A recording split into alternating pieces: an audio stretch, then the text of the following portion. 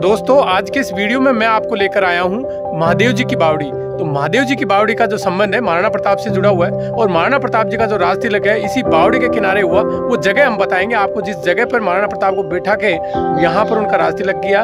और पहले मैं आपको बता देता हूँ कि बावड़ी किस तरीके से, ये देखो आप देख सकते हो इस तरीके से मेरे पीछे जो सीन है इस बावड़ी का है, ये बावड़ी बनी हुई है। और इसके साथ ही यहाँ का जो इतिहास है वो अजय जी हैं, वो बताएंगे वो डिटेल यहाँ के बारे में, क्योंकि उनको यहाँ के इतिहास के बारे में अच्छी समझ है और उन्होंने गोगुंदा के इतिहास पे रिसर्च कर रखा है, तो वही ज़्यादा अच्छे से बताएंगे। नमस्कार, आज हम गोगुंदा से जुड़े एक जो स्थल है महाराणा प्रताप का, और आप जो मेरे पीछे साथ में देख रहे हैं वो एक बहुत महत्वपूर्ण बावड़ी है।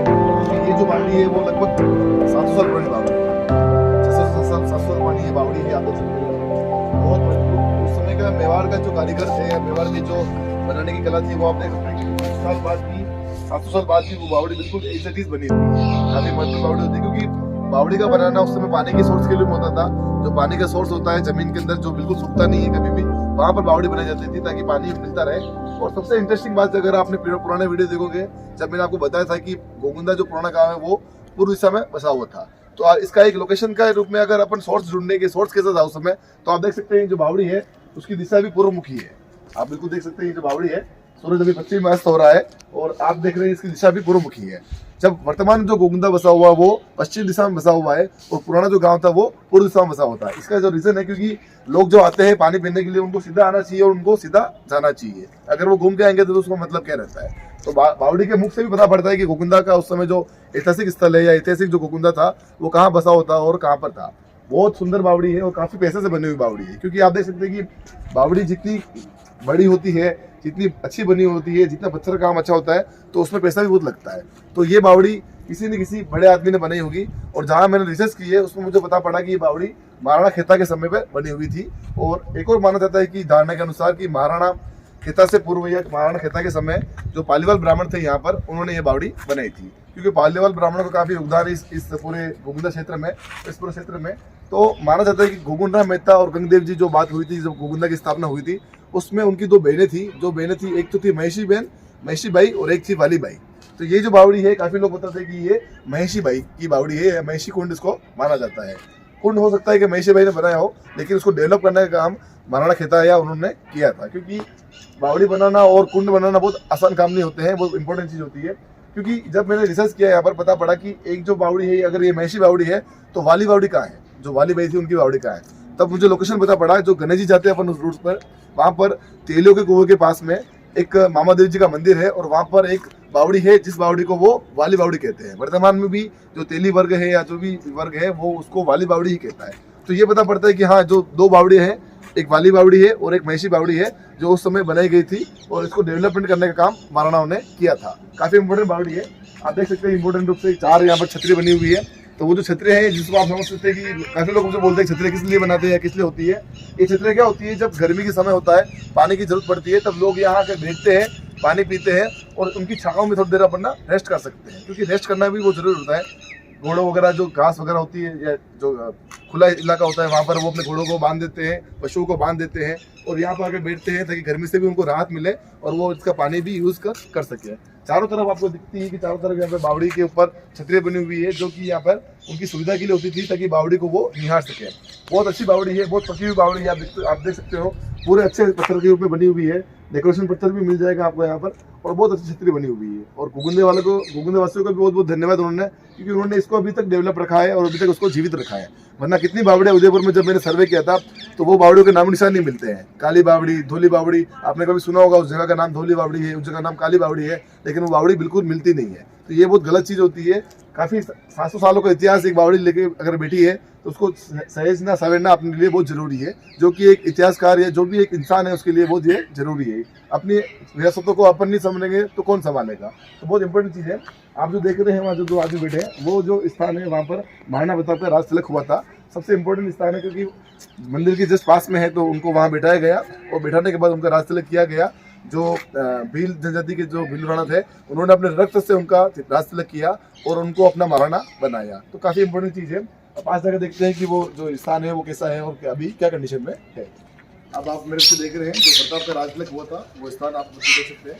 छोटी सी छतरी है, काफ़ी पुरानी बनी हुई छतरी है, जिसका बाद में जिम्मेदार भी किया गया है। यहाँ पर पेंटिंग वगैरह कर रखी है और जो प्रतिमा आप देख रहे हैं वो प्रताप की प्रतिमा है जहाँ पर उनका राजतिलक हुआ था। इसी स्थान पर पहले ये थोड़ा चबूतरा नीचे था, बैठने की पूरी व्यवस्था थी, लेकिन इसको बाद में भर दिया गया तो ताकि लोग यहाँ बैठ सके। और लोकेशन के रूप से काफ़ी अच्छी बावड़ी, क्योंकि जो पुराना गांव था वहाँ से भी काफ़ी लोग आए थे उनके राजतिलक में शरीक होने के लिए, उनको देखने के लिए।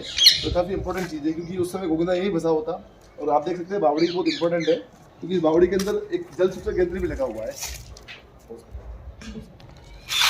बावड़ी काफ़ी इंपॉर्टेंट होती है क्योंकि बहुत अच्छी बनी हुई बावड़ी थी। और जो मैंने आपको जैसे पहले बताया था वीडियो में कि जब कुएं होते हैं उनके पास भी बड़े पत्थर लगा दिए जाते हैं ताकि वो दूर से दिख जाए कि वहाँ पानी का सोर्सेज है। तो ये जो बावड़ी का सोर्सेज है वो आपको जल पत्थर जो मैंने बताया था वो ये आप देख सकते हैं। और ये जल पत्थर सिंपल नहीं है, क्योंकि ये बहुत डेकोरेटिव पीस है। आप देख सकते हैं कि इससे पता पड़ता है कि उस समय की जो कला थी, उस समय की जो पैटर्न था वो कैसा था। और दूर से ही यहाँ पर लोगों को पता पड़ जाता था कि यहाँ पर कोई पानी का सोर्स है, तो आप आराम से वहाँ पे पानी के सोर्स के साथ में देख सकते हैं।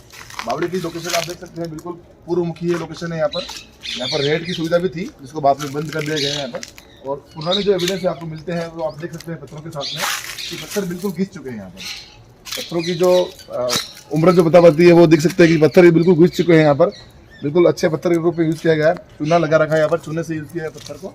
और सारी ईंटें वगैरह का भी प्रयोग यहाँ पर किया गया है। जो ईंटें होती है वो भी आपको देख सकते हैं। यहाँ पर इंपोर्टेंट ईंटें हैं, पतली ईंटें हैं, जो काफ़ी उस समय भी काम यहाँ पर आती थी। तो काफ़ी इंपॉर्टेंट जगह है और काफ़ी लोग यहाँ पर आते थे, क्योंकि यहाँ पर आप देखेंगे जब कि पत्थरों की जो घिसावट है, पत्थरों की जो बनावट है, उससे पता पड़ता है कि कितना पुराना यहाँ पर स्थान था। काफ़ी लोग बैठते थे इस जगह पर, बैठने से भी काफ़ी रिलैक्स मिलता था उनको।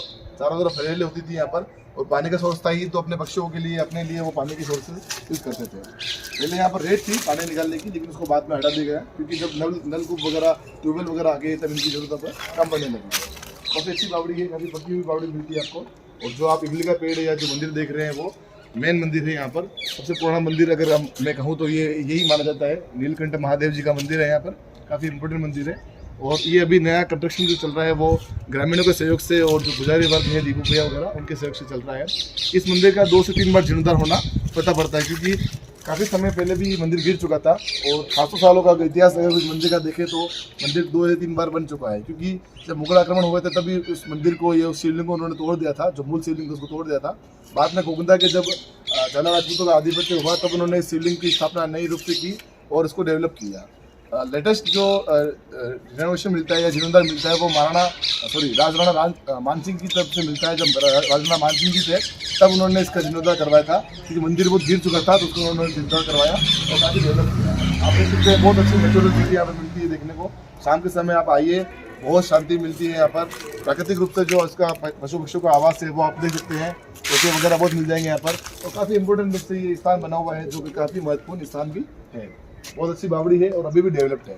700 सालों की पुरानी बावड़ी। जब भी हमारे से जब पूछा जाता है कि इतनी पुरानी बावड़ी भी अभी तक मिलती है क्या, तो मैंने कहा सर मिलती है, और इससे पुरानी बावड़ी भी मिलती है, क्योंकि पानी के सोर्सेज को कोई चीज़ तोड़ते नहीं है। पानी का सोर्स सबके लिए इंपॉर्टेंट होता है, चाहे वो हिंदू हो, मुस्लिम हो या कोई भी हो, या आक्रांता हो या फिर सेवक वर्ग हो। काफ़ी इंपॉर्टेंट चीज़ है। अब जो आप देखेंगे वो है गोविंदा का जो महादेव जी का जो मंदिर है वो आप देखेंगे।